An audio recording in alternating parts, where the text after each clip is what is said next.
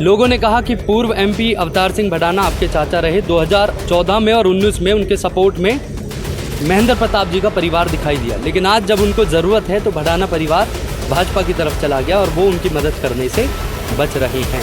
सच्चा। नमस्कार, स्वागत है आपका। मैं हूं आपके साथ अंकित शर्मा।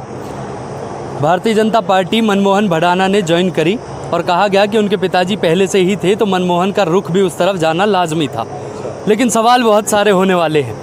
लोगों ने कहा कि इतना लंबा समय दिया कांग्रेस पार्टी को, बड़ी मजबूती के साथ बदलाव रैली करी, ऐसी रैली जैसी फरीदाबाद में कभी हुई नहीं थी, और उसके बाद से बदलाव की स्थितियां दिखी भी, लेकिन मोदी फैक्टर उस समय इतना ज़्यादा था कि वो चल नहीं पाई। आज भारतीय जनता पार्टी की तरफ जब पूरे हरियाणा में बदलाव की स्थिति दिखाई दे रही है तो मनमोहन भडाना ने भारतीय जनता पार्टी का दामन क्यों थामा, यही सवाल होगा सबसे पहले मनमोहन। नहीं, तो आपका मानना है कि बदलाव की स्थिति है, ऐसा कुछ नहीं है। देखिए, आप मोदी जी दोबारा से प्रधानमंत्री बनेंगे और हरियाणा में भी दोबारा से जो है भारतीय जनता पार्टी की सरकार आएगी।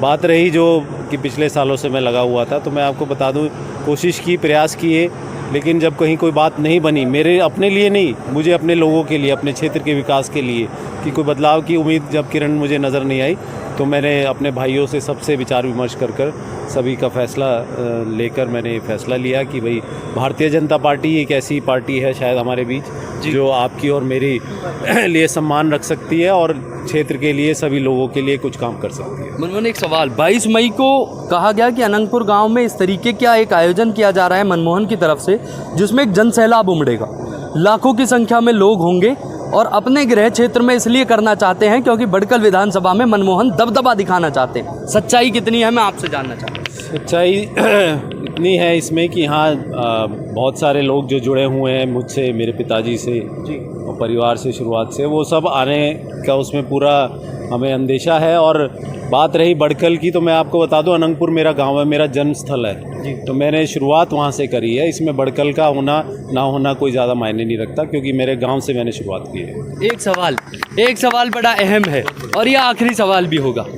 लोगों ने कहा कि पूर्व एमपी अवतार सिंह भडाना आपके चाचा रहे। 2014 में और 19 में उनके सपोर्ट में महेंद्र प्रताप जी का परिवार दिखाई दिया, लेकिन आज जब उनको ज़रूरत है तो भडाना परिवार भाजपा की तरफ चला गया और वो उनकी मदद करने से बच रहे हैं।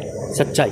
देखिए, भडाना परिवार ने भी जब तक पार्टी में रहे तो उनकी खूब मदद करी है, ऐसा नहीं है, लेकिन अब समीकरण अलग हैं भाई। जिस तरह से जो पार्टी के साथ बन जाता है उसी के हिसाब से चलता है। तो मेरा तो मुझे नहीं पता बाकी का, लेकिन मेरा अपना मकसद ये है कि भाई जहाँ मेरे लोगों को, मेरे भाइयों को, मेरे साथ जो लोग जुड़े हैं उनको सम्मान मिलेगा, और क्षेत्र में जहाँ विकास कार्य करने की जहाँ ज़्यादा उम्मीद होगी, मेरा फैसला वहीं की उसी की तरफ होगा। 22 मई के लिए क्या मैसेज होने वाला है यूथ के लिए, क्योंकि यहाँ भी बहुत सारे युवा हैं और आपके लिए लोगों के दिल में एक अलग सा प्रेम दिखाई देता है जो कि किसी राजनेता के लिए से हट के वो है। आप क्या मैसेज और क्या अपील करेंगे यूथ से, युवाओं से और अपने गाँव के सम्मानित बुजुर्गों से?